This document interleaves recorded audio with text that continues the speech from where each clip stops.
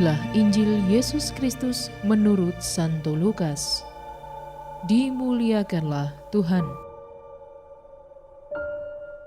Para pemungut cukai dan orang-orang berdosa biasanya datang kepada Yesus untuk mendengarkan Dia.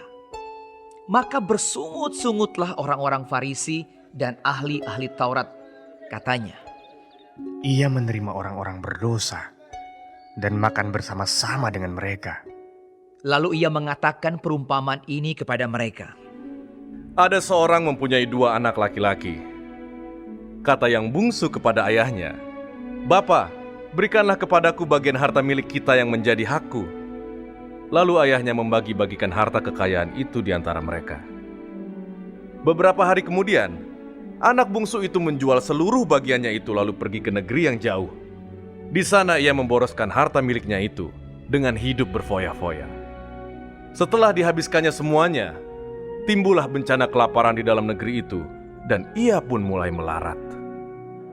Lalu ia pergi dan bekerja pada seorang majikan di negeri itu. Orang itu menyuruhnya ke ladang untuk menjaga babinya.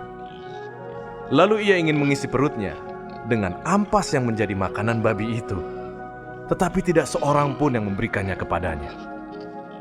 Lalu ia menyadari keadaannya. Katanya, "Betapa banyaknya orang upahan Bapakku yang berlimpah-limpah makanannya, tetapi aku di sini mati kelaparan.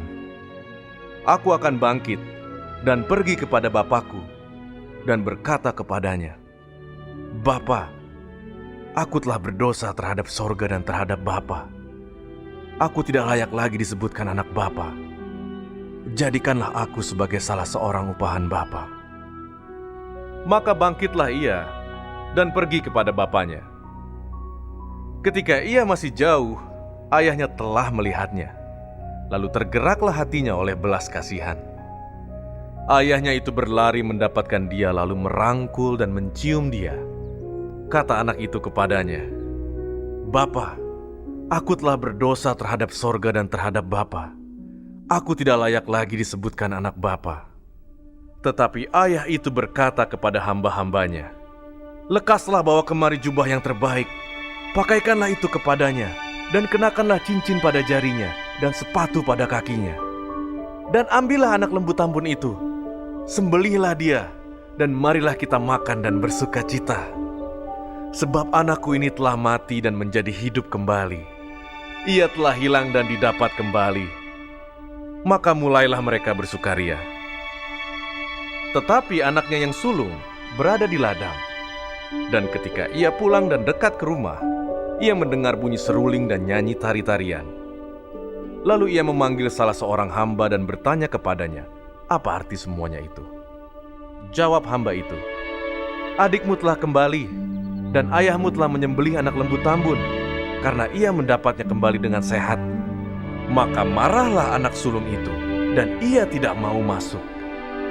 Lalu ayahnya keluar dan berbicara dengan dia. Tetapi ia menjawab ayahnya, katanya, "Telah bertahun-tahun aku melayani Bapa, dan belum pernah aku melanggar perintah Bapa.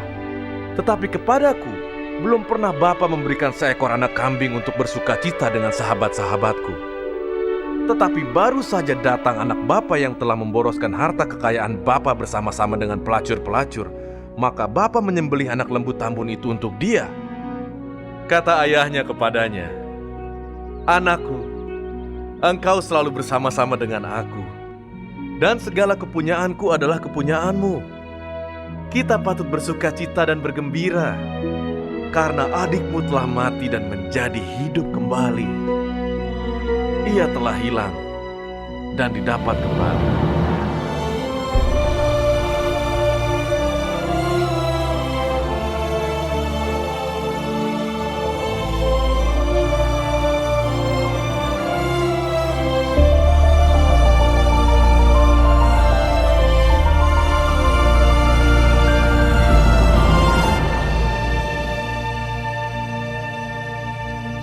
Demikianlah Injil Tuhan.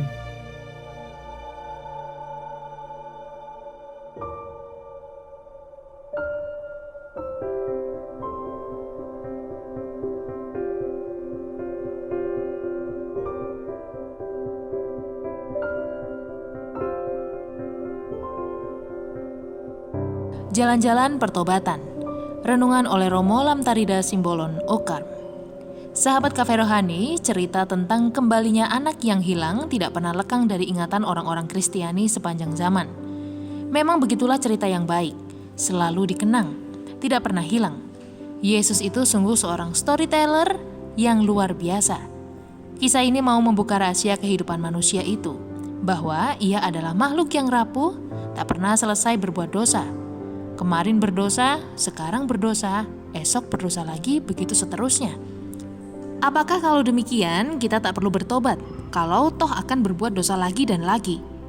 Yesus menunjukkan jalan lain, yaitu jalan pertobatan.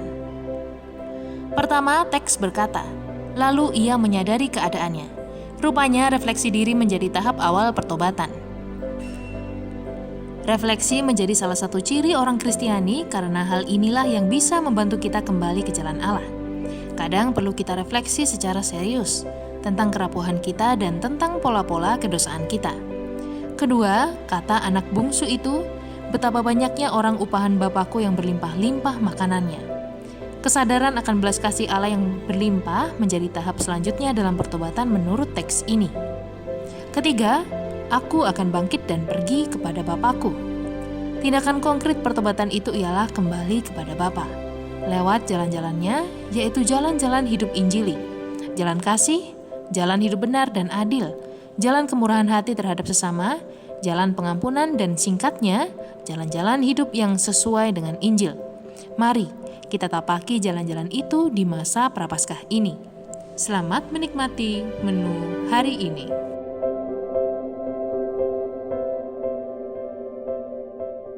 Renungan juga bisa Anda baca selengkapnya di Cafe Rohani edisi bulan ini.